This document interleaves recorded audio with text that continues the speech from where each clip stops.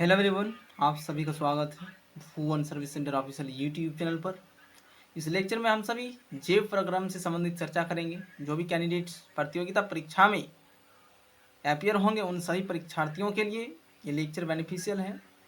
अभी वर्तमान समय पर विभिन्न परीक्षाओं में आप सभी से जीके जीएस से संबंधित क्वेश्चन पूछी जाती है। उन सभी प्रश्नों को हल करने के लिए आप सभी इस लेक्चर को देखें। और भी लेक्चर आप सभी को प्रत्येक दिन प्रोवाइड की जाएगी जीके और जीएस से रिलेटेड। आप सभी इस लेक्चर में अंतिम रूप से बन रहेंगे। इस लेक्चर में हम सभी बायोलॉजी से संबंधित एक चैप्टर जैव प्रक्रम को डिस्कशन करेंगे। लेक्चर को स्टार्ट करते हैं। सभी कैंडिडेट्स ध्यानपूर्वक सुनेंगे और समझने की प्रयास करेंगे ताकि आप सभी अपने कॉम्पिटिटिव एग्जामिनेशन में अपने जीएस सेक्शन के सभी प्रश्नों का उत्तर दे सकें। लेक्चर को स्टार्ट करते हैं। जैव प्रक्रम इस चैप्टर का नाम है। जैव प्रक्रम को सबसे पहले हम सभी को समझने की आवश्यकता है। वे सभी प्रक्रम जो संयुक्त रूप से जीव के अनुरक्षण का कार्य करते हैं जैव प्रक्रम कहलाते हैं। जैव प्रक्रम मुख्यतः 4 प्रकार के होते हैं: पोषण, श्वसन, वहन और उत्सर्जन। पोषण किसे कहेंगे? भोजन ग्रहण करना, पचे भोजन का अवशोषण एवं शरीर द्वारा अनुरक्षण के लिए उसका उपयोग पोषण कहलाता है। पोषण के आधार पर जीवों को 2 समूहों में बांटा जा सकता है। पोषण के 2 समूह निम्न प्रकार से हैं: स्वपोषी पोषण और विषमपोषी पोषण। स्वपोषी पोषण पोषण का वह तरीका जिसमें जीव अपने आसपास के वातावरण में उपस्थित सरल अजैव पदार्थों जैसे CO2, पानी और सूर्य के प्रकाश से अपना भोजन स्वयं तैयार करता है अथवा बनाता है। उदाहरण, हरे पौधे। हमारे वायुमंडल में जो भी आप सभी हरे पौधे देख रहे हैं, सभी पौधे स्वयं अपना भोजन बनाती है। इसमें सूर्य की प्रकाश की आवश्यकता होती है क्योंकि प्रकाश संश्लेषण के बिना पौधे अपना भोजन नहीं बना सकती। इसलिए प्रकाश संश्लेषण की भी एक अहम भूमिका है पौधों में भोजन बनाने की प्रक्रिया में। यह है स्वपोषी पोषण। विषमपोषी पोषण पोषण का वह तरीका जिसमें जीव अपना भोजन स्वयं नहीं बना सकता बल्कि अपने भोजन के लिए अन्य जीवों पर निर्भर होता है या फिर रहता है। उदाहरण, मानव व अन्य जीव। अभी जो भी स्टूडेंट देख रहे हैं, आप सभी सोच रहे होंगे कि मानव किस प्रकार से विषमपोषी पोषण।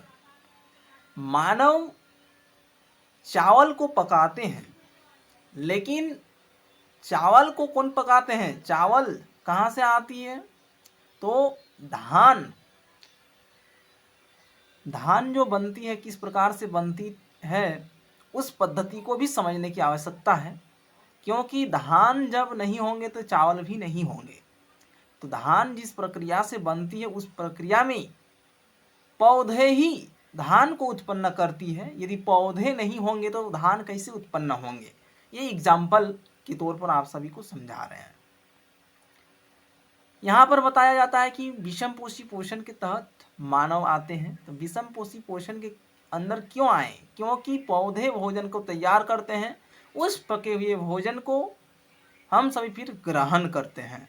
इसलिए मानव विषमपोषी पोषण के अंतर्गत आते हैं और हरे पौधे स्वपोषी पोषण के अंतर्गत आते हैं। स्वपोषी पोषण हरे पौधों में तथा कुछ जीवाणुओं जो प्रकाश संश्लेषण कर सकते हैं में होता है। प्रकाश संश्लेषण यह वह प्रक्रम है जिसमें स्वपोषी बाहर के लिए पदार्थों को ऊर्जा संचित रूप में परिवर्तित कर देता है।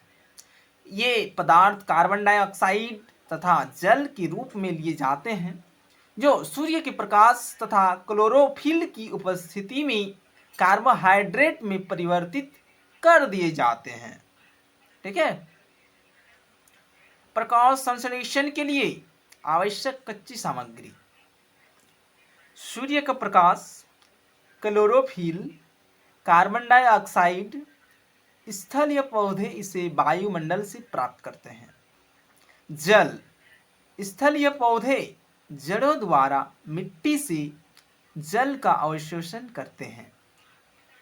प्रकाश संश्लेषण के लिए 4 प्रकार की सामग्री आवश्यक है। ठीक है।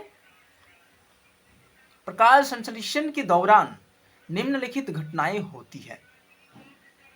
क्लोरोफिल द्वारा प्रकाश ऊर्जा को अवशोषित करता है। प्रकाश ऊर्जा को रासायनिक ऊर्जा में रूपांतरित करना तथा जल अणुओं का हाइड्रोजन तथा ऑक्सीजन में अपघटन। कार्बन डाइऑक्साइड का कार्बोहाइड्रेट में अपचयन।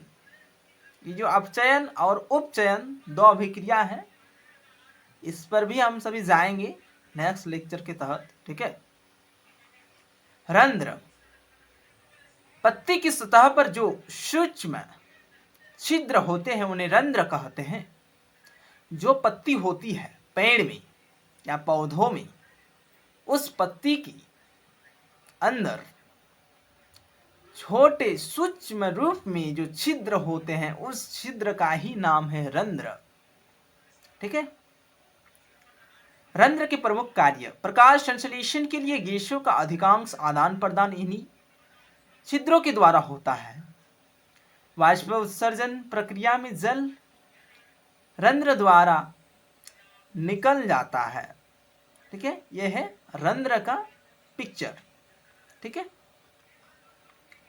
रंध्र पत्ती की सतह पर सूक्ष्म छिद्र शोषण, गैसों के विनिमय और वाष्प उत्सर्जन के लिए खुलते या फिर बंद होते हैं।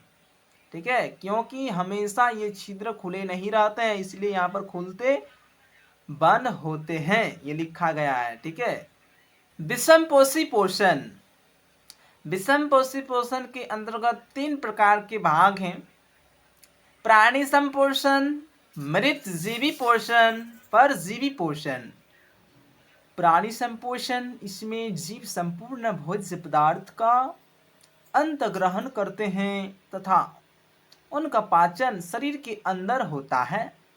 उदाहरण अमीबा और मानव। मृत जीवी पोषण, मृत जीवी अपना भोजन मृत जीवों के शरीर व सड़े गले कार्बनिक पदार्थों से प्राप्त करते हैं।